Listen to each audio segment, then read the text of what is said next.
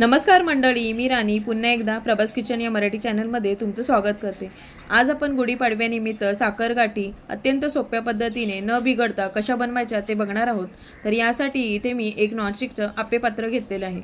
आता त्याला आपण साजूक तूप लावून घेणार आहोत। अशा पद्धतीने आपण जर तूप लावलं की आपल्या ज्या साखर गाठी आहेत त्या अलगद अशा निघून येतात। आता यामध्ये आपल्याला साखर गाठीची माळ करण्यासाठी एक दोरा या पद्धतीने सेट करायचा आहे।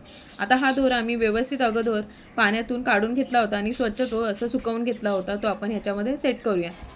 आता ही तयारी आपली झालेली आहे। आता आपण जाडबुडाच्या कढईमध्ये 1 वाटी साखर घेऊयात। आता त्याच वाटीने मोजून मी अर्धी वाटी पाणी घालून घेते आणि जो गॅस चालू केला नव्हता तो आता आपण इथे चालू करून घेणार आहोत। आता गॅस चालू करून झाल्यावर मध्यम आच ठेवलेली आहे आणि साखर आपल्याला या पाण्यामध्ये वितळून द्यायची आहे।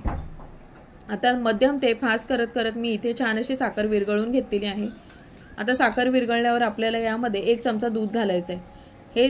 हे जे आपण दूध घालणार आहोत ते मी कोमट असं घातलेलं आहे। तुम्ही थंड दूध घातलं तरी सुद्धा चालेल। तर आपल्याला 1 चमचा या प्रमाणातच यामध्ये दूध घालायचं आहे। दूध घातलं की आपला जो पाक आहे तो पांढरा शुभ्र असा तयार होतो।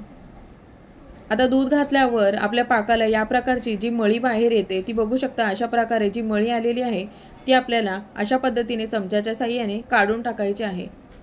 यामुळे काय होतं, आपला जो पाक आहे तो छान असा पांढरा शुभ्र होतो। आता पूर्ण असं ही जी घाण आहे किंवा ही जी मळी आहे ती व्यवस्थित काढून झाल्यावर यामध्ये आपल्याला 1 चमचा तूप घालायचं आहे। आता हे तूप आणि हा जो पाक आहे तो व्यवस्थित पुन्हा एकदा आपण नीट शिजवून घेऊयात। आता जसा पाक शिजायला लागतो तसा याला फेस यायला सुरुवात होते। तर इथे तुम्ही बघू शकता ही जी मी प्रोसेस करते अशाच प्रोसेसने तुम्ही सुद्धा करायचं आहे। बाहेरच्या गाठी विकत आणण्यापेक्षा आपल्याकडे जर वेळ असेल तर तुम्ही ही घरात करून बघू शकता। आता ही बघू शकता 1 थेंब चेक करून बघितलाय आणि तो त्याला असा ओघळ येतोय। आता बघू शकता पुन्हा एकदा मी 1 थेंब घातलेला आहे आणि तो असा ओघळला जात नाही। आपला इथे पाक तयार करून झालाय। तर आपण आप्पेपत्र सेट केलं होतं त्यामध्ये आपण पाक घालून घेऊयात। आता तुम्हाला जशा गाठी हव्यात तशाच तुम्ही यामध्ये आकारामध्ये लहान मोठ्या अशा गाठी भरून घ्यायच्यात। सर्व पाक भरून झालाय। आता 10 ते 15 मिनिटातच रूम टेम्परेचरवरती आपल्या ह्या गाठी सेट झालेल्या आहेत। बघू शकता अलगद अशा निघतायत।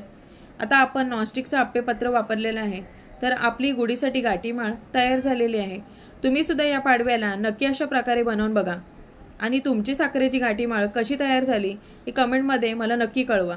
अशाच नवनवीन आणि पारंपरिक रेसिपीसाठी आपल्या प्रभास किचन या मराठी चॅनलला लाईक, शेअर, सबस्क्राईब करायला विसरू नका।